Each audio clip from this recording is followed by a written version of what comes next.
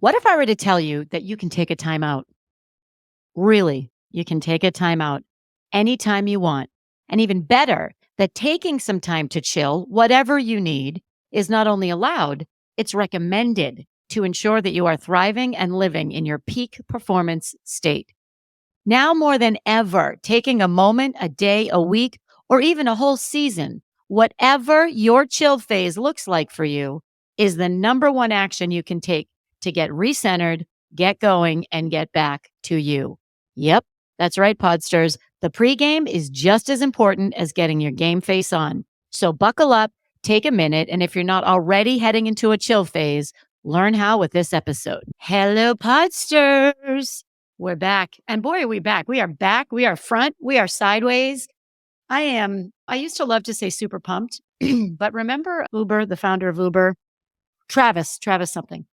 He used to always walk around saying, super pumped, I'm super pumped. And it kind of got a negative connotation with me, but I'm going to go with it. I'm super pumped because we're back. And boy, do I have a great topic for you today. So today we're going to talk about a term that I heard last week or a couple weeks ago that I thought was a really great way to summarize something that's been on my mind. And the term is, it's two words, chill phase. So before I get into that, I would be remiss if I didn't talk for just a second about what's happening around my house. So I'm in New England. I know many of you are not. 43 countries. Whoop, whoop. So in New England, the seasons change and they change rapidly. And we just left summer and we're getting into winter. And it's almost like overnight, the temperature drops. So my house on Cape Cod is in the wood. It's nestled in the woods, which means we have all the things. We have mice, we have snakes, we have bugs, we have spiders, we have carpenter bees, we have all kinds of things. Right now, we have what we here in America called stink bugs. And if you haven't heard of stink bugs, they are a nuisance insect that come into your home when it starts to get cold. And they come in, they burrow into the wood or crevices of your home, and they hibernate for the winter. Ordinarily, that would be harmless. I'd say, okay, stink bugs, come on in. There's room for everyone. However, they like to lay eggs when they do that. So right now, I am in insect hell. They're everywhere. I counted 10 yesterday, not in my house. There are only 3 in my house. But they stick to the windows and they're trying to get in, and it's very stressful. So I know that there are people who live in Brazil that are listening to me from the rainforest. I know that there are people in Dubai that are listening right now, and you got scorpions and all kinds of stuff there. Let me tell you, this is very stressful. So I wanted to let you know I'm a little activated today because they're everywhere. It's only temporary, all good. Anyway, I digress. Chill phase.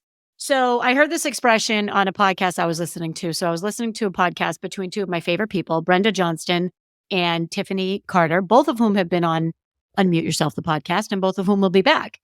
And they use the term chill phase. And I really, really like this because oftentimes, particularly, but not exclusively, women, we don't allow ourselves that chill time, that chill phase. I'm not talking about self-care. That's a little different. I'm talking about a phase or a day. It could be a day. It could be a few hours. It could be a week where you simply let yourself chill. You give yourself permission to chill.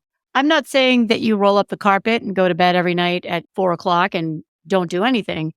I'm saying it's a time for you to allow yourself to just shush and settle for a minute.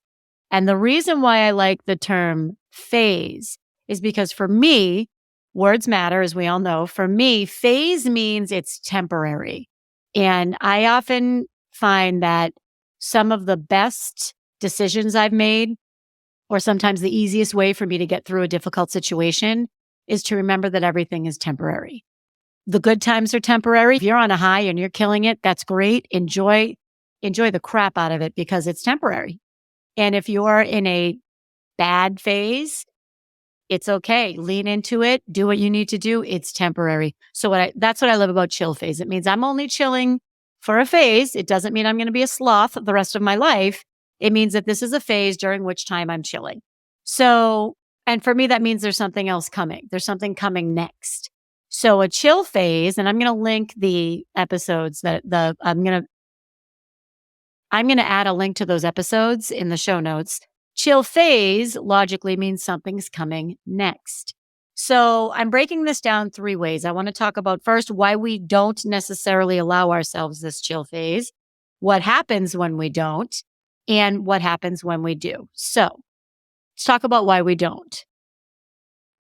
I think the number one reason that we don't allow ourselves this chill phase is that we don't believe we're allowed. We don't believe that we deserve to not be running on all cylinders.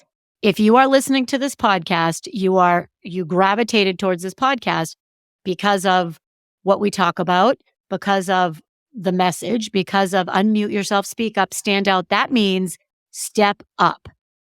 That does not mean step up 24/7. It means step up when you're ready, step up sometimes when you're not ready, but don't step up if it's at a detriment to your mental health or to your physical health. So we don't because we don't think we're deserving, because this is how we're raised. We're hardwired. Busy means active. Active means good. Busy means productive. Productive is good. How do I increase my productivity? How do I get more ROI? So this is what's ingrained in our head. And there's also a little bit of ego in there. There's a little bit of ego. Well, I can't chill. I have way too much going on. And by the way, I'm saying this knowing that this is sometimes how I think about it. So that's part of why we many times don't allow ourselves to chill. And I want to talk a little bit about what happened to me last year when I didn't. And I might get emotional. I love it when I start a sentence with I might get emotional, because we know that something good is coming or something powerful is coming. So last summer, called it the summer of suck, because there was a lot of bad things that happened.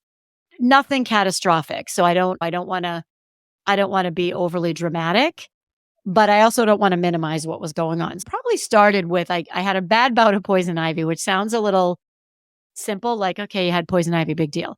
Well, the bad bout of poison ivy turned into an infection, which turned into multiple visits to the ER, which turned into antibiotics that I was allergic to, that resulted in a rash all over my body, that resulted in me not being allowed to go out in the sun, and that ultimately resulted in me resigning myself to taking the steroids. I don't like to take steroids.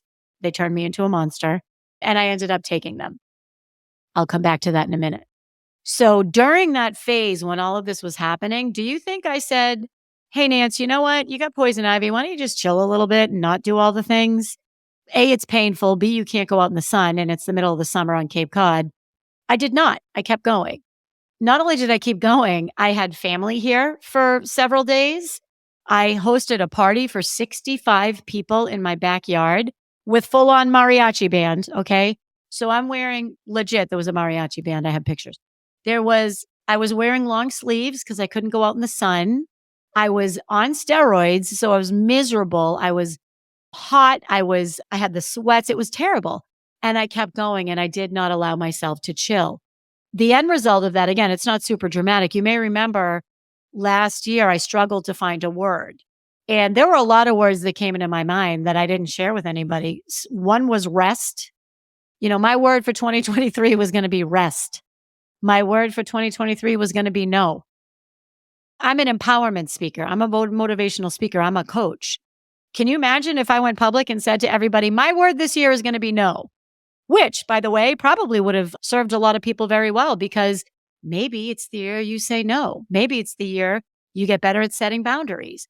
Maybe it's the year that you say no and it's my time. And I'm using the 2 words, my time, because one of our listeners, a fellow podster, who is a dear friend of mine, I think the 2 words that she's chosen are it's my time, my turn. And I have to tell you, the transformation in this woman since she has stepped into my turn doesn't mean that she cuts people off at the knees, doesn't mean that she's not available to her team. Quite the opposite. It means she's putting her needs first.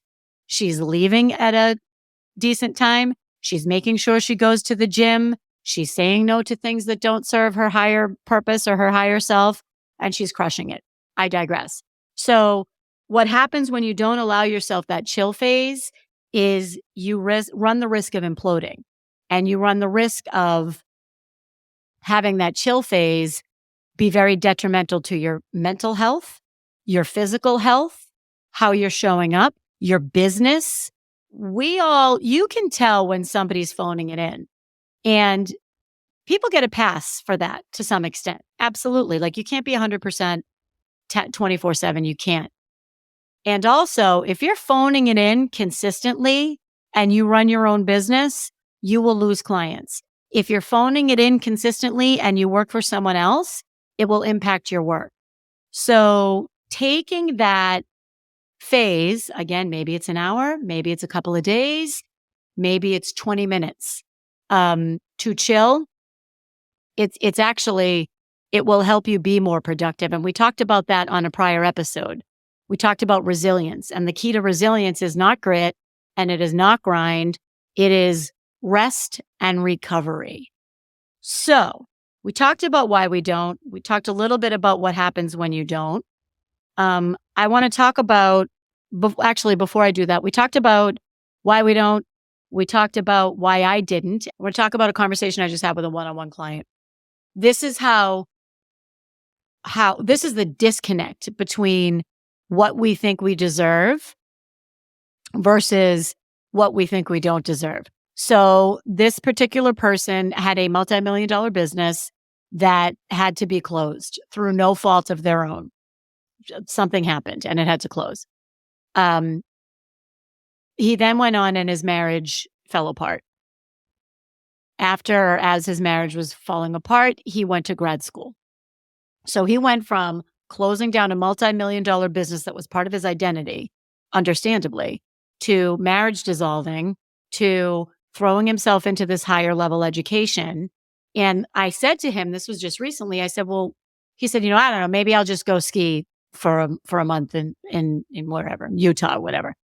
And I said, okay, well, why don't you do that? Why don't you do that? If you can afford it, and if you have that cushion, why wouldn't you take the winter and go ski? We just talked about the hell you've been through for the past several years. Why wouldn't you just do that? And his response really struck me. He said, well, that's a little hedonistic, don't you think? And I was kind of taken aback, and I had to pause, and I said, well, it doesn't matter what I think. Do you think that taking some time to reset, regroup, relax, find some joy in what you're doing after everything that you've been through, do you think that's hedonistic? And it was interesting. We talked through it, and, we realized, or he realized, that it's not. It's simply taking care of yourself. It's resting. It's recovering. So we need to switch that script in our head that says, if I do this, it's too indulgent. It's not. It's required to succeed. Think about high performance athletes.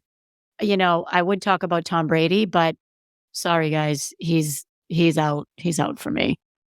Talk about a high performing athlete who then steps away and rests for a little while. When athletes retire, they don't go right into the next thing. They take a break. They go and relax and recover and regroup, and we need to do the same. So let's talk about what happens when you do, because when you are hearing this, it will be mid-October. So mid-October, we all know what's coming. And I just wrote a community email about this. And by the way, if you're not a member of my Confidence Collaborative, there's a link in the show notes. Hop in. I send an email like every couple of weeks. Usually it's something that's relevant and timely. And we have a lot of people in the community. So people are finding value in it. So hop on, join that. So I talked about how I was feeling a little off, and I know what's coming. It's the middle of October. I have a speaking engagement in a couple of weeks in Orlando, which I'm super pumped for. Shout out to my friends at ISA. Can't wait. And then after that, I'm going to spend a little time in Florida, but I'll get back to that in a second. After that is November 1st. And for me, November 1st, that's the starting gun. That's ready, set, go. Because we have November, and I'm sure this is from my sales background. November, got to get it done before Thanksgiving, got to get it done before Thanksgiving, got to get it done before Thanksgiving. Tuesday, Wednesday, Thanksgiving, people start to slow down a little bit. Then there's Thanksgiving. Then we hit December and all the holiday parties start and the get together start and the let's get together for the holidays and the cheer. And at the same time, you got to get all your contracts back, or you have to fix your budget, or you have to get in the last few vestiges of revenue that you can get in for the year, whatever the case may be. It is go, go, go. And despite my best efforts, and I'm very self aware about this, despite my best efforts, it is a sprint to the end every time. So this year, last week, I took a day out, 24 hours, took a day out, and I took a road trip and I went to Vermont. And I saw a beautiful sunrise over the mountains. I spent time with the cutest French bulldog in the world. Shout out to Dior. I spent some time laughing with friends that I hadn't seen in a long time. Did not bring my laptop. My phone ran out of juice. I hung out in the outdoor hot tub. I went for hikes. I so cleared my mind in these 24 hours. I have to tell you what happened. I came back and I was on it. I have 3 new programs that I'm offering. I'm like, okay, I'm going to do this, this, this, and this. There were high level decisions that I had to make about my business. I didn't go into this Vermont day and say, I need to make these decisions. I just went in to go. And when I came back, I had so much clarity and so much confidence. And I was so recentered that I was like, wow, I should do this once a month, frankly. I mean, I know that I think it's Bill Gates or somebody goes on a retreat once a year for like 2 or 3 weeks and doesn't talk to anybody. And I'm not saying do that. If you could, you probably would. I'm saying, can you take a day or a half a day or a few hours, maybe go to the library, maybe go walk in nature, whatever it is.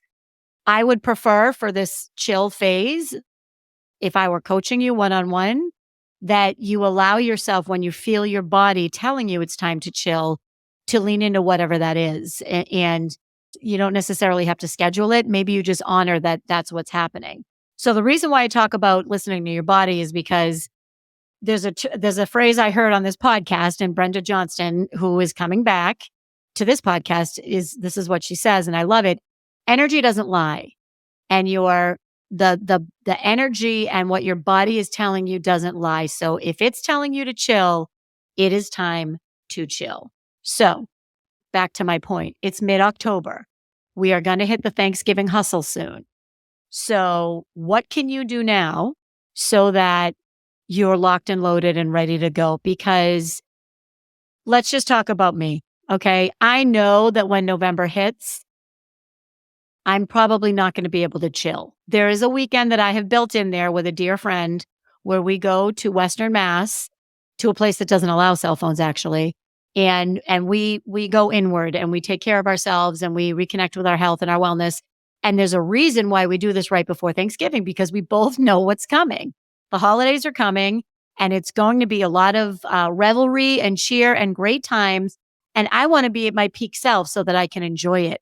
So imagine you sail into the holiday seasons actually rested and ready to enjoy and not burnt out, not tired, ready to embrace all of the joy of the holiday season. So that is my wish for you, that you find a way to do this. Maybe it's 72 hours, maybe it's a week, maybe it's 24 hours. Maybe you build in a little bit of chill time every day. I mean, I would hope that we're all doing that anyway, but not always. And sometimes that's a lot harder. So in summary, my podsters, I say, what does your chill phase look like? And how can you build that in to your life over the next few weeks so that you can close out the year strong? Because that's my wish for you. That's my wish for everyone. We all deserve it. We all can do it. We all need to have the discipline and the foresight to plan for it. So podsters, chill phase is what comes before the growth phase. So here's what's available to you as a result of my growth phase and me taking a little while to chill. Several programs coming up. I guarantee you one of these will resonate with you. The first is the Thanksgiving Boundary Bonanza. So Barb Nangle, you may remember, we had her on the podcast. She and I are teaming up. We're going to do a 1-hour Boundary Bonanza right in time for Thanksgiving. So it's going to be on November 15th. We're offering 2 different sessions. One's in the morning, one's in the afternoon. The sign-up link will be in the show notes. The Do the Thing retreat is now going virtual. So I am offering, starting in January, 4-session Do the Thing retreat. There are 4 one-hour sessions. It's a series. It's one program. We start January 5th. We end the 31st. By the end of January, you are done with the plan to do your thing. And then the last is, drum roll please, everybody, speaker school. Everyone deserves to share their story and to do that with clarity and confidence.